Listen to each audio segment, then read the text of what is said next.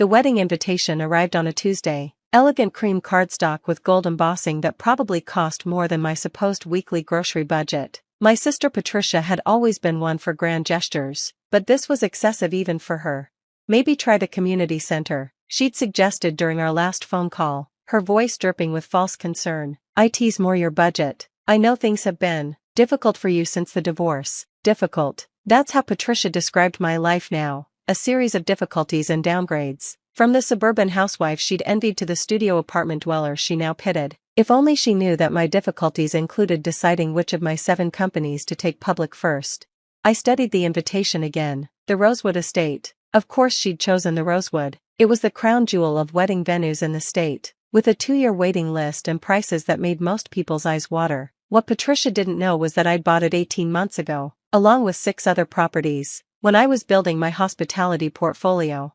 My phone buzzed. A text from Patricia. "Got your RSVP. So glad you can make it. Just remember, cocktail attire means cocktail attire. I know you've been shopping at discount stores lately, but maybe rent something nice? I don't want you to feel out of place." I set the phone down without responding, looking around my studio apartment, actually the penthouse of a building I owned. But I'd convinced my family it was a studio by only ever video calling from one corner. The rest of the 4,000 square feet remained carefully out of frame.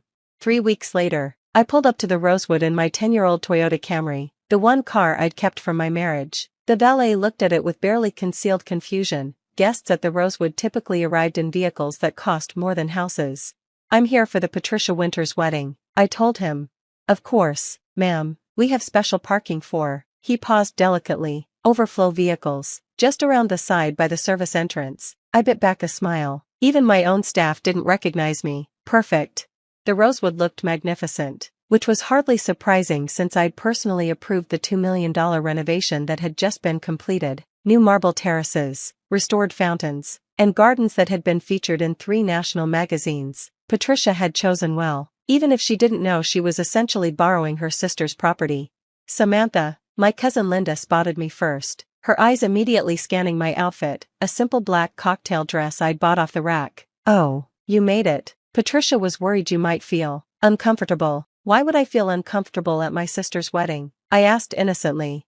Linda exchanged glances with her husband. "Well, you know, the venue, the guest list. I heard the governor's coming, and several Fortune 500 CEOs. It's just very out of my league," I suggested. "I didn't say that," she flushed. "It's just that Patricia mentioned you've been having a hard time, living in that tiny apartment, working retail. That was the cover story I'd given when asked about my job. Technically true, I did work in retail. I owned a chain of luxury boutiques across 3 states, but "I work in retail" sounded different from my own 47 stores, and I'd been curious to see how my family would treat me without the buffer of visible success. The results had been educational. "Linda, Samantha." Patricia appeared in a flurry of white silk and perfectly styled hair, her wedding planner trailing behind with an iPad and a stressed expression. "Linda, you look gorgeous." "Samantha," she paused, taking in my simple dress and minimal jewelry. "Well, you tried. Congratulations." "Patricia," I said, genuinely meaning it despite her casual cruelty, "the venue is beautiful, isn't it?" She preened. "We were so lucky to get it. There was a last-minute cancellation, someone's financing fell through. Can you imagine? Poor things probably couldn't afford the deposit, but their loss is our gain." I knew exactly whose financing had fallen through, a tech executive who'd tried to lowball one of my companies on an acquisition. I'd bought the Rosewood and cancelled his daughter's wedding as a petty but satisfying response. Patricia had been the beneficiary of my moment of vindictiveness. "Ms. Winters?" the wedding planner interrupted. "The venue manager would like to speak with you about the ceremony arrangements." "Can't it wait?" Patricia snapped. "I'm greeting guests." He said it was urgent. Patricia rolled her eyes. "Fine, Samantha. Try to mingle, but maybe avoid the governor's table? We don't want any awkwardness." She swept away, leaving me standing with Linda, who was trying not to look embarrassed on my behalf. "She doesn't mean to be cruel," Linda offered weakly. "Doesn't she?" I asked. "Tell me, Linda, when did my family decide I was a failure? Was it the divorce, the studio apartment, the retail job?" Linda shifted uncomfortably. "It's not that we think you're a failure, just that I shouldn't sit near the governor because I might embarrass you." Before she could answer, I heard a familiar voice. "Ms. Harper." Would you like to review the renovations you ordered? Every head in the vicinity turned. Marcus Webb, yes. The same Marcus who managed my other properties, stood in his impeccable suit, iPad in hand, looking mortified as he realized his mistake. Renovations? Patricia's voice cut through the sudden silence. She'd returned, the wedding planner looking confused beside her. What renovations? Who's Ms. Harper? Marcus looked at me desperately. I could save him, pretend it was a case of mistaken identity, or... Hello, Marcus, I said calmly. I thought we agreed you'd be discreet today. I apologize, Ms. Harper. I didn't expect you to be. He gestured vaguely at my location near the service entrance. Here, shall we discuss the terrace additions in your office? My office? Patricia's voice had risen an octave. Samantha, what is he talking about? The cat was effectively out of the bag, but I tried one last deflection. It's just a misunderstanding. Ms. Harper is the owner of the Rosewood estate, Marcus said, apparently deciding to commit fully to his mistake. Along with several other properties in our portfolio. The silence that followed was deafening. I could practically hear my family's worldview restructuring itself. That's impossible, Patricia said flatly. My sister works in retail. She lives in a studio apartment. She drives a 10-year-old Camry. All true, I confirmed. I do work in retail. I own a chain of luxury boutiques. I do live in a studio, the penthouse studio that takes up the entire top floor of my building. And yes, I drive a 10-year-old Camry because it's reliable and I don't need a car to define my worth. But, Patricia's perfect composure was cracking. You let me pay for this venue. You let me brag about getting it. You knew I was lying about the cancellation? Actually, I arranged the cancellation. I admitted, the previous booking was made by someone who tried to cheat me on a business deal. Petty? Yes, but it worked out for you, didn't it? You own the Rosewood? Linda's husband, Robert, had found his voice. He was a real estate developer who'd been trying to buy the property for years. Your SH Enterprises? Sterling Harper Enterprises, I confirmed. And yes, Robert, I know you've been sending offers. The answer is still no. Marcus cleared his throat. Ms. Harper, about those renovations. Not now, Marcus, I said gently. This is my sister's wedding. Whatever it is can wait until Monday. But you specifically asked to review. Monday, I repeated firmly. He nodded and retreated, leaving me surrounded by stunned relatives. Patricia looked like she'd been slapped. Her wedding planner was frantically typing on her iPad, and a small crowd of guests had gathered to watch the drama unfold. How long? Patricia asked finally. How long have you owned it? 18 months. Bought it as part of a package deal with 6 other properties. And you let me think I was getting some amazing deal? You let me patronize you about the community center? I met her gaze steadily. You've been patronizing me for 3 years, Patricia. Ever since David and I divorced and you decided that meant I was somehow lesser. Every family gathering, every phone call, every interaction has been colored by your assumption that I'm a failure. But you never said anything. Would it have mattered? You'd already decided who I was. Poor Samantha. Couldn't keep her husband. Can't afford nice things. Needs her successful sister's pity. I gestured around the venue. You never once asked why I was so calm about the divorce. Never wondered how I afforded my apartment in the most expensive part of the city. Never questioned how someone working retail could travel to Europe 4 times last year. You went to Europe? Linda asked weakly. For business. I was acquiring a boutique chain in Paris, but when I mentioned traveling, you all assumed I meant driving to the next state. Patricia's eyes were filling with tears, and I felt a pang of guilt. This was her wedding day, and I was ruining it with revelations.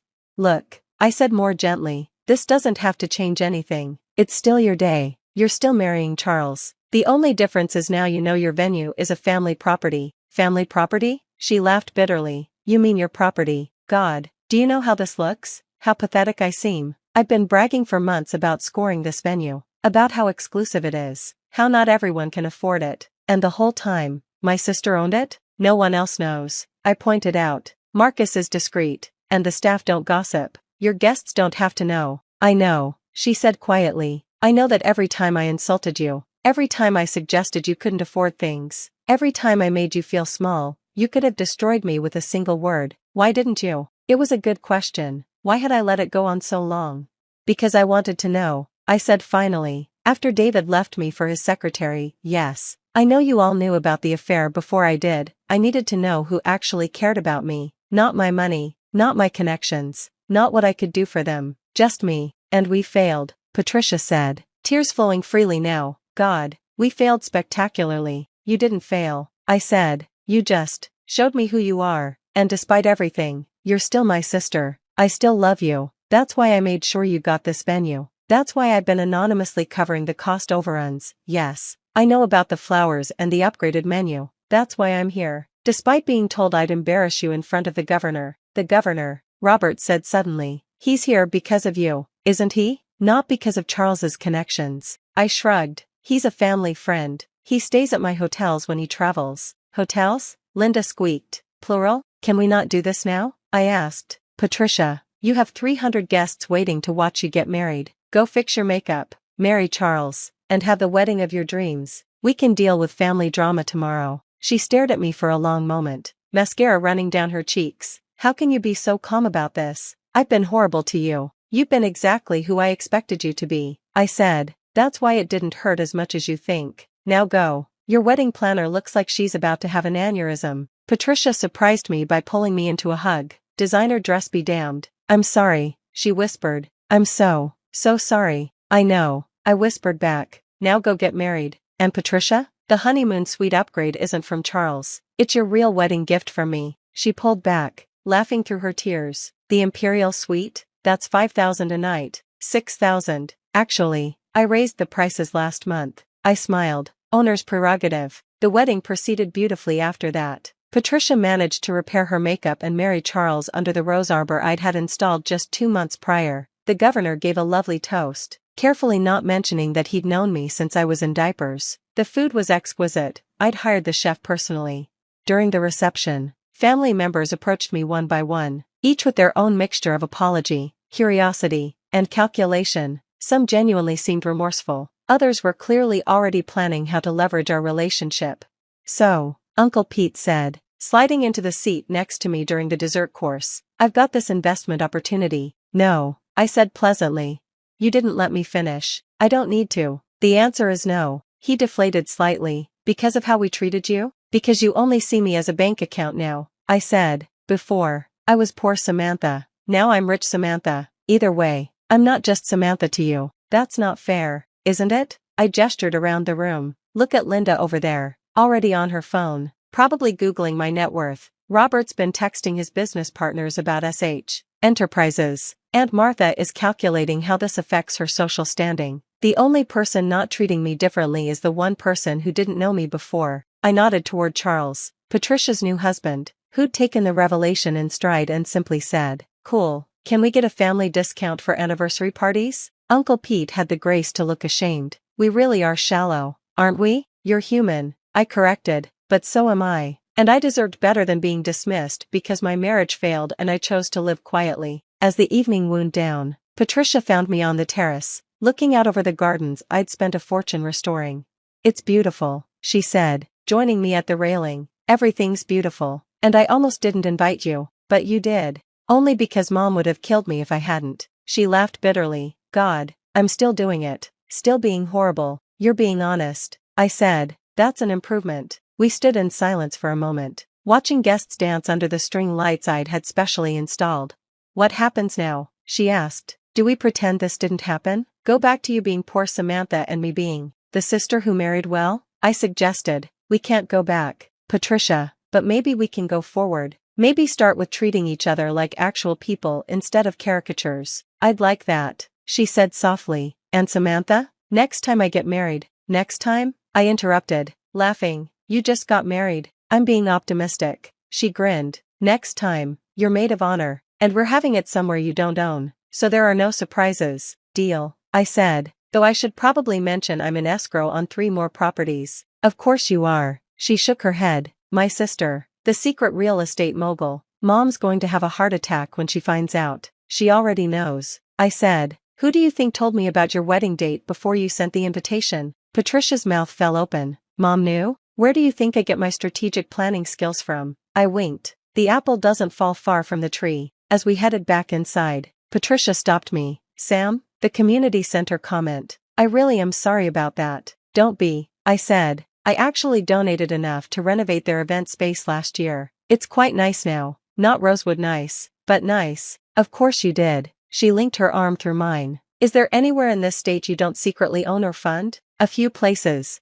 I admitted, but give me time. We rejoined the reception just as Charles was preparing to toss the bouquet. Patricia grabbed it from him.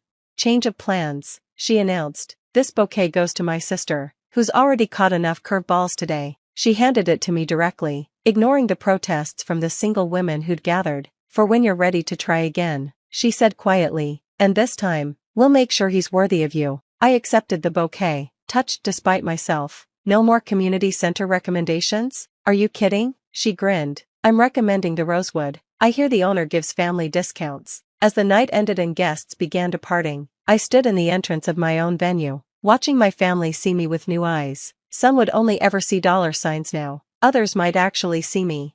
But for the first time in 3 years, I was just Samantha Harper, not the divorced failure or the secret millionaire, just a woman who'd learned that sometimes you have to let people underestimate you to find out who's worth overestimating.